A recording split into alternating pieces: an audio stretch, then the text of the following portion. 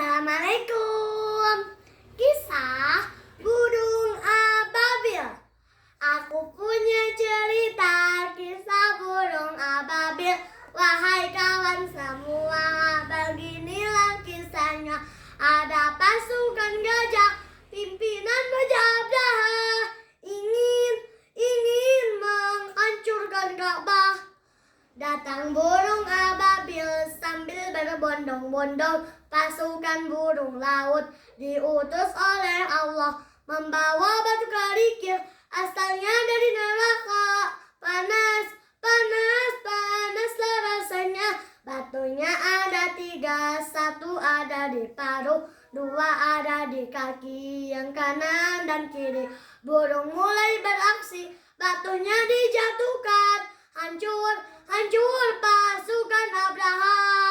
Wassalamualaikum.